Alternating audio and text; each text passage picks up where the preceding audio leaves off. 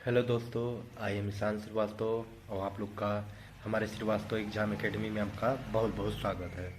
दोस्तों, हम कई दिन से हम वीडियो बनाने की सोच रहे थे, लेकिन हम बना नहीं पाए, कोई ऐसी बाधा पड़ी। तो अब हम क्या करेंगे, आज हम रेशियो पहला चैप्टर स्टार्ट करेंगे। डीएलएड का पहला चैप्टर है और हम मैथ में अन्य जो प्रतियोगी परीक्षाएं हैं उसमें भी बहुत ही काबिलियत तारीफ है, आप लोग पढ़ सकते हैं। तो आइए स्टार्ट करते हैं वीडियो। देखिए दोस्तों, इसका डिफिनीशन है अनुपात। अनुपात दो संख्याओं की भाग द्वारा तुलना है जिससे ज्ञात होता है एक संख्या दूसरी संख्या की कितनी गुनी है। आइए हम देखते हैं कि परिभाषा क्या कहता है। देखिए, रमेश के पास कितना है, 40 रुपये। क्या है, 40 रुपये। और दिनेश के पास रमेश के पास 80 रुपये, दिनेश के पास 40 रुपये।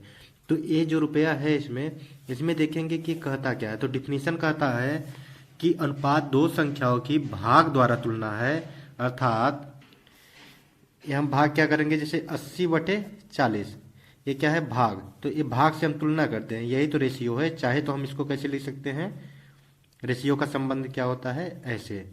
ये रेशियो का संबंध है। क्या है, रेशियो का संबंध है। अब इसके बाद हम क्या करेंगे, इसमें ये जो संबंध है रेशियो का यहाँ, तो इसमें लेकिन कहा क्या है कि जिससे ज्ञात होता है एक संख्या दूसरी संख्या की कितनी गुनी है। यहाँ गुना कहा है। अगर हम कहेंगे कि रमेश कितना रुपया दिनेश से ज्यादा है, तो आप क्या बताएंगे, सर 40 रुपये। लेकिन कम कितना है, फिर बताएंगे 40 रुपये। लेकिन अब पूछा जाए कि दिनेश के रुपये से रमेश का रुपया कितना है, तो आप बताएंगे सर 2 गुना, जस्ट 2 गुना। ठीक, तो क्या होगा, ये 40/80 है, तो कितना होगा, मतलब 2:1। मतलब इसमें गुना क्या बता रहा है, 2:2:1। इसको क्या पढ़ते हैं हम, अब पढ़ने का तरीका भी देख लीजिए। इसमें हम पढ़ते हैं 2:1, 2:1। ये रेशियो को हम पढ़ते हैं इंग्लिश में, या आप बोल सकते हैं 2:1। ठीक, तो आइए हम समझते हैं कि रेशियो के लिए क्या जरूरी है। इसमें क्या होना चाहिए, पहले तो हमको याद करना होगा कि अनुपात का कोई मात्रक नहीं होता, कोई यूनिक जो होता है, यूनिट नहीं होता है इसका। इसमें क्या होगा, इसमें आप देखेंगे कि एक ही जात के व्यक्ति होते हैं। अगर हम शादी करेंगे तो एक ही कास्ट के करते हैं हमारे बाप, न कि अदर कास्ट में। अगर हम यादव हुए तो यादव में, ठीक, और पांडे हुए तो पांडे में, श्रीवास्तव हुए तो श्रीवास्तव में। वैसे ही इसमें भी होता है। अगर हम कहें कि इसमें 200 सेंटीमीटर है और इसमें बताओ अनुपाते 2 किलोमीटर या 2 मीटर, 2 मीटर। अब इसमें अनुपात बताओ, तो अब इसमें क्या होगा, इसको पहले चेंज करना पड़ेगा। क्यों, क्योंकि हम जानते हैं कि अनुपात क्या होता है, सजाती राशियों में होता है इनका अनुपात। तो मतलब कि एक ही राशि की होंगी, एक ही इकाई की होंगी, एक ही जात की होंगी, तो क्या हो जाएगा, 200 सेंटीमीटर रहेगा। 2 मीटर को चेंज कर दीजिए, हाँ, तो कितना हो जाएगा, 200 सेंटीमीटर। तो ये कट गया, कितना आ गया, 1:1। ये हमारा क्या आ गया, रेशियो। तो ये हो गया रेशियो। ठीक, और हम ऐसे भी समझ लेते हैं, एक बड़ा सा बाटल है,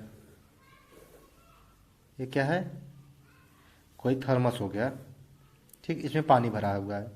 तो इससे हम कैसे कंफर्म करेंगे कि एक किससे बड़ा है। अगर हम बोले थर्मस कितना बड़ा है, ये थर्मस कितना बड़ा है, तो आप कैसे बताएंगे कि ये थर्मस कितना बड़ा है, आप नहीं बता पाएंगे। तो इसके लिए क्या होता है, एक अदर जो होगा, एक अदर थर्मस की आवश्यकता पड़ेगी, जो कि क्या होगी, इतना है। तो इसका मतलब ये बड़ा दिखाई दे रहा है, छोटा दिखाई दे रहा है, तो अब कंपैरिजन होगा। अगर अब हम पूछे तो आप बता देंगे कि सर ये वाला जो है जग, पहला वाला ये बड़ा होगा, दूसरा वाला क्या होगा, छोटा होगा। तो आप आसानी से कंपैरिजन कर लिए, तुलना कर लिए। तो यही तो कहा है यार हमारे परिभाषा में कि अनुपात दो संख्या की भाग द्वारा तुलना है, दो संख्या की भाग द्वारा तुलना है। ठीक, तो यही इसमें सिस्टम था। हम दो जाति की तुलना करते हैं। यहाँ देख लीजिए, यहाँ दो वस्तु रहनी चाहिए, दो संख्या, हमेशा एक संख्या नहीं रहता है। यहाँ दो संख्या रहेंगे तभी तो हम तुलना करेंगे, ऐसे नहीं कर पाएंगे। तो एक में नहीं हो पाएगा, इसका मतलब दो चीज की संख्याओं की जरूरत पड़ती है कंपैरिजन करने के लिए, और एक ही जाति की होनी चाहिए। देखिए, जिसको अगर लिखना हो लिख सकता है। अनुपात का कोई मात्रक नहीं होता है। अनुपात केवल दो सजातीय राशियों के परिमाणों में होता है। अनुपात निकालने के लिए अनुपाती पदों को एक ही इकाई में बदलना आवश्यक होता है। इसको आप लोग लिख लीजिए अगर लिखना हो तो। इसमें एक प्रॉपर्टी है, इसका एक गुण है, आप लोग देख लीजिए। अगर कोई दो संख्या है a/b, इसमें हम कोई कांस्टेंट नंबर या कोई भी संख्या से अगर हम मल्टीप्लाई करते हैं, जैसे यम से मल्टीप्लाई करते हैं दोनों में, इसका जो रिजल्ट आएगा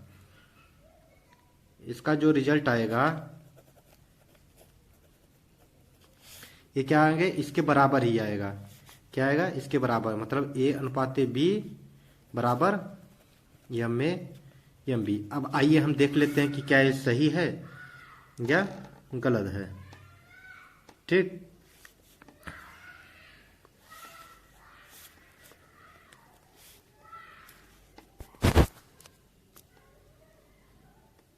तो अब हम यहाँ चलते हैं।